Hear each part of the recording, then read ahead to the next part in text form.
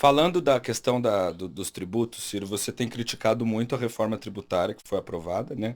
Tem dito que ela é uma simplificação apenas. Ela não moderniza e nem corrige as distorções do nosso sistema tributário. Mas você não acha que, pelo menos com a simplificação, a gente tem uma mínima chance de ser mais competitivo com um sistema que você não tenha que optar se o produto que você produz é bombom ou wafer, por exemplo? Já não é um avanço? Mas repare, não pode se chamar alho de bugalho, Certo, senão não é você uma confunde as reforma. pessoas, tá certo? E isso não é De novo, às vezes eu tenho um jeitão de professor, porque eu sou originalmente professor e tal, e eu não estou mais com vergonha de ser, não. É Tá isso certo? aí. Porque os assuntos merecem reflexão E as técnica. pessoas Claro. Tá certo? gostam Então disso. eu não quero mais ter vergonha como andei tendo, porque no Brasil é o seguinte, para ser popular você tem que ser ignorante. Eu recusei a vida inteira isso, tentei traduzir minhas opiniões, mas agora vamos lá. Então repare, o que é uma reforma tributária? A tributação é um esforço que o governo faz de tomar dinheiro do povo, não é? Para Para se financiar, financiar. teoricamente, o interesse geral Claro. das pessoas, a defesa do país, as estradas, etc, Isso. etc. Para que isso seja justo, eu tenho que identificar quais são os fatos econômicos. Então você tem renda, é um fato econômico, com todas as suas adversidades e tal. Uma coisa é a renda do assalariado e salário mínimo, outra coisa é lucros e dividendos empresariais na conta de bilhões. Certo. Tá. Certo? Mas está aqui, renda é um fator tributável. O outro fator é patrimônio. Uhum. Então, depois da renda, eu acumulo um patrimônio. Então, eu tenho um imenso estoque de terras rurais, o meu latifúndio, ou eu tenho 50 apartamentos em São Paulo, nos Perdizes, não sei o que e tal. Ou tem um fusquinha velho. Nada. Isso. Né? Então, isso aqui é patrimônio. Depois eu tenho a questão do consumo. O consumo é uma coisa. Então, É onde estão as maiores distorções. aí que está, entenda o raciocínio. Então, se eu quero fazer uma reforma tributária, ela tem que ser eficaz para financiar o governo que eu quero, mas ela tem que ser economicamente útil para não gerar distorções na minha capacidade de competir com meus concorrentes e tem que ser socialmente justa, equânime, na medida em que as pessoas são ricas ou muito ricas ou muito pobres. Eu não posso cobrar igual. Claro. O que é que eles dizem? Eles estão chamando de reforma tributária uma modernização do consumo. Então não é reforma tributária. Efeito prático para o povão. Vai nascer o IVA do PT no Brasil com a maior alíquota do planeta Terra. Mundo. Por quê? Que tragédia é essa? E não vai ficar em 27,5%, né? 20, mas eles também geraram esse monstrengo estabelecendo um tabelamento na lei, na reforma, que é impraticável. Então é Aham. tudo mentira. Amanhã, para o Congresso amanhã. Tudo isto, que é a outra grande mentira, já o governo fazendo propaganda, que vai melhorar a vida do povo.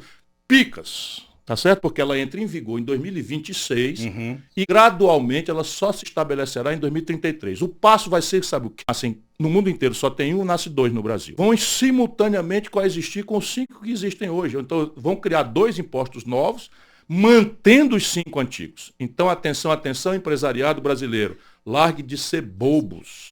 Vocês vão ter que fazer uma contabilidade dupla. Sabe quem vai ganhar? Muito. A partir de 2026, nós advogados. Sim.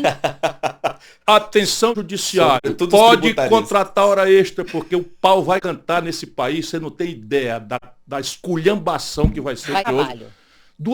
Porque é o seguinte, eu tenho um IVA federal que não nasce como IVA. Só as aberrações. Então o IVA não nasce como IVA, nasce como as pessoas que é tecnicalidade, não é tecnicalidade não. Atenção, magote de prefeito, incautos. Nós estamos na maior crise fiscal municipal da história do Brasil.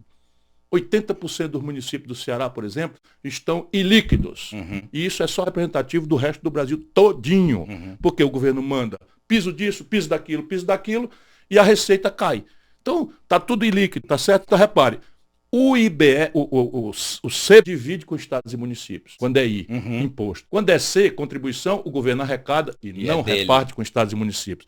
Como é que vai nascer a CBS? A arrecadação do IPI mais do PIS/COFINS. É o único lugar do planeta Terra onde você vai espetar nas costas do povo consumidor, que já tem um consumo extremamente precário, o custo do desequilíbrio da Previdência Social. Isso não existe no mundo. Como é que pode se comemorar uma aberração dessa natureza como um avanço? Tudo bem, a simplificação é ótima, por quê? Porque é caótico. Nós temos Sim. ISS, tudo de base a valor adicionado. ISS, ICMS, ICMS. IPI, PIS e COFINS. Uhum. Vai ficar só 2. Então, ok? Simplifica. Mas até ficar 2. Com contabilidade dupla. Agora, como é que funciona o IVA na literatura e na boa prática internacional? Atenção, prefeitos e governadores dos estados mais pobres do Brasil. Funciona assim, ó. O ato de consumo determina o local e quem fica com o produto da arrecadação. Então você tem 80% da produção industrial do Brasil estão concentrados em São Paulo, Rio, Minas Gerais e Rio Grande do Sul. Os 4 estão quebrados, assunto à parte. Mas eles concentram 80%. Como é que funciona a estrutura caótica que nós temos que reformar do sistema de tributação do consumo no Brasil? Crédito na origem. Então o camarada liga uma televisão lá em Pereiro, no interior do Ceará, uma parte do imposto que ele pagou pela televisão vem bater em São Paulo. É evidente que no mundo inteiro você cobra no destino. Claro. Portanto, um sistema correto, cientificamente bem planejado, conforme as boas práticas, deveria ser cobrado no destino. Sabe como é que vai ser no Brasil? Com uma graduação que entra em vigor em 2078. Compreende? 2078. Até você que é um pichote. Até você que é um pichote já vai estar com osso branco. Sabe, isso é picaretagem, meu irmão. E aí, no fundo, você sabe o que é? O Bernard Pia, a vida inteira tinha um objetivo. Qual é? Acabar a guerra fiscal. Ora, 8%, porque o terreno é muito caro, porque o mercado é um fluxo grande, não sei o quê. Se atravessa o túnel para New Jersey, o IVA é 5%, é 4%, isso é guerra fiscal? Percebe? Resultado prático.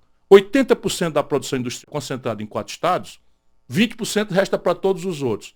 Todos os outros, e o Ceará foi um dos que mais fez comigo, montaram esquemas de atração de investimento baseado no que não tinham, que é o crédito na origem de uma indústria que a gente não tinha. Sim. Resultado, o Ceará hoje é o maior exportador de calçados do Brasil. O que a Grendene vai fazer no Ceará se acaba esse crédito? Vai voltar para São Paulo. Vai voltar para São Paulo. E o que é que acontece? Lula consegue amordaçar. O PT é um desastre para o Brasil. Consegue, por alinhamento automático do petismo corrupto e burro, que todos eles digam amém. Isso não é no futuro. Agora mesmo há uma cessação de investimento. Sim. Então, repare, vamos lá, serviços é o que está explodindo na economia brasileira por decadência da nossa indústria. Sim. Isso não é sadio. Há muitos anos, mas vamos lá. Brasileira. Mais de 60% é serviços. Então, mais de 60% é 70%, serviço. né? Qual é a grande tributação deste naco importante da economia? ISS, cuja autonomia é dos municípios. Atenção, São Paulo. Somos loucos. Esse país está ferrado. São ferrados, uma liderança política, sabe? Mas você acha que em quanto tempo a gente vai ver esse desastre se dar? Cessação de investimento.